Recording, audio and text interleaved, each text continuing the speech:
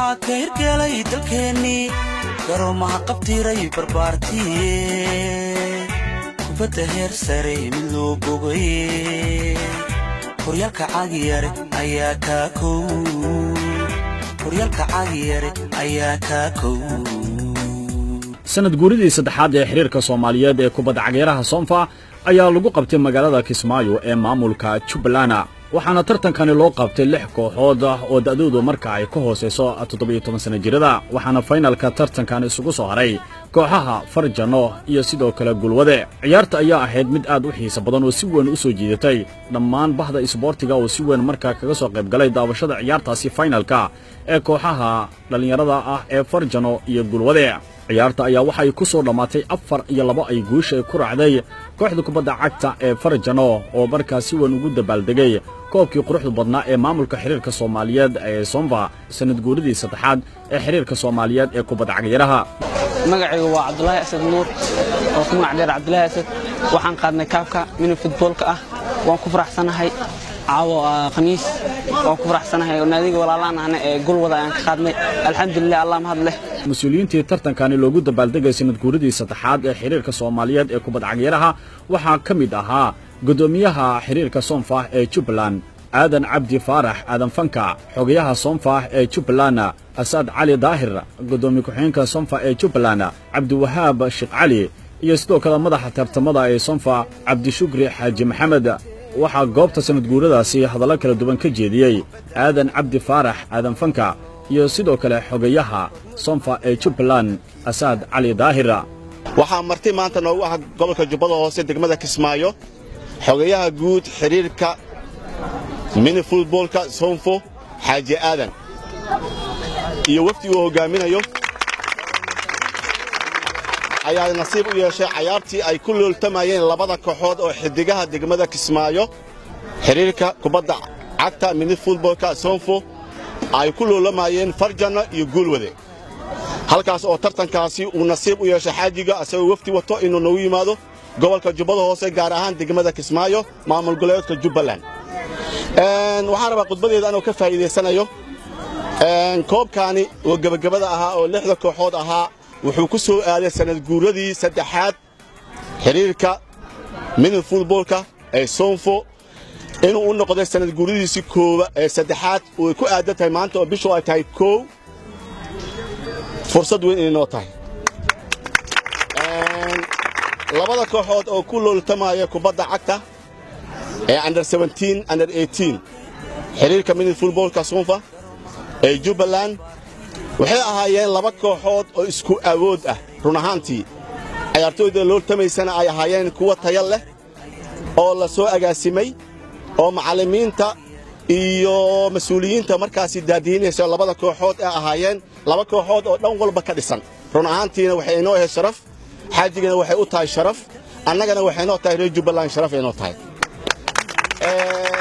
anoo hadalkayga ka faa'iideysanaya khudbadan maanta nasiibka sanad guurada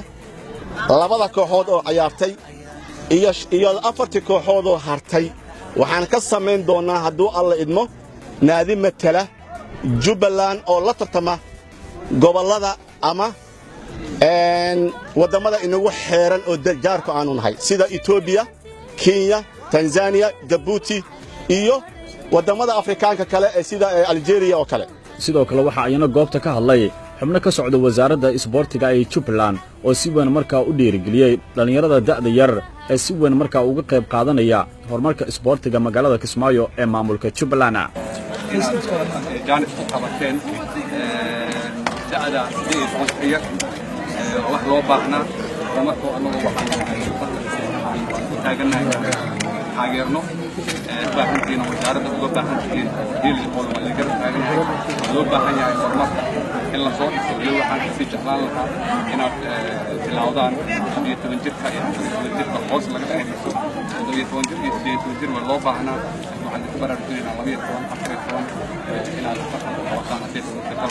ugu dambeyntiina xogayaha guud ee xiriirka Soomaaliyeed ee kubadda cagayraha ee Soonfa Xaaji Aadan Cabdulle ayaa sidoo kalena aad ugu farxay dabaaldegga sanad guuridii saddexaad ee xiriirka Soomaaliyeed ee kubadda cagayraha waxaana dhammaan ugu hambalyeeyay bahdii soo agaasintay munaasabadani iyo dhallinyaradii ka qayb qaadanaysay tartankii loogu talagalay sanad guuridii saddexaad ee xiriirka Soomaaliyeed ee kubadda cagayaraha khaasatan xiriirka mini footballka ee Jubbaland Jumfo waa salaamaya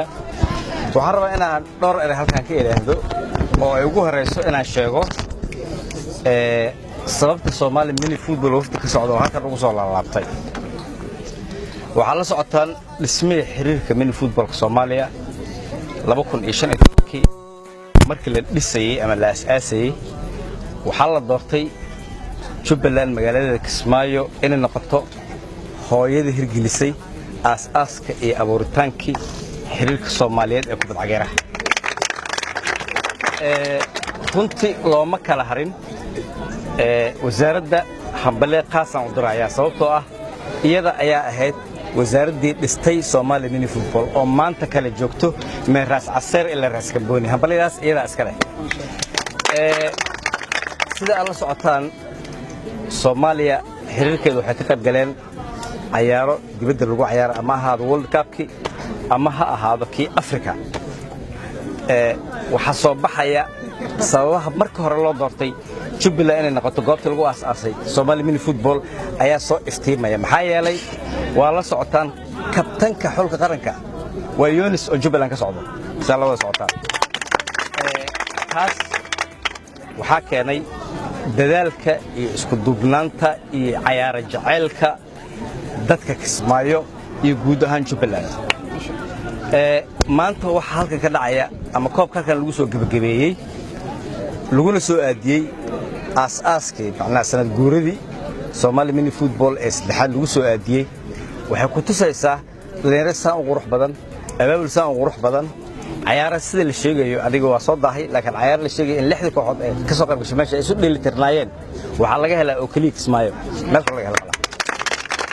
arjeena marka Soomaaliya maanta meesha u socoto waxay tahay in ka qayb gasho markii labaad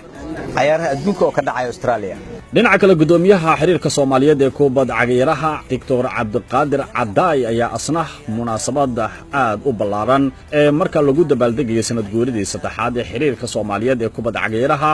ee ku qabtay wadankaasi Ingiriiska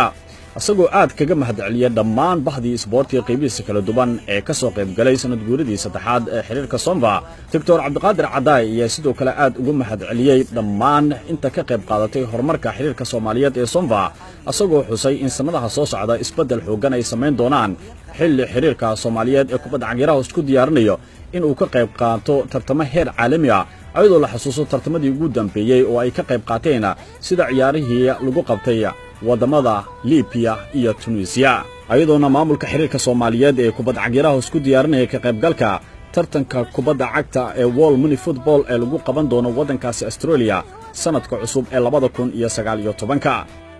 حبلي ودتها كبد عكيري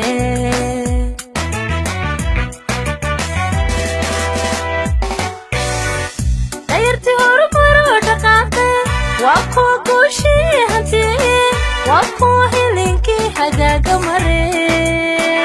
وهور شعبكو تغير هرلو حبلي ودتها كبد عكيري حبلي ودتها كبد عكيري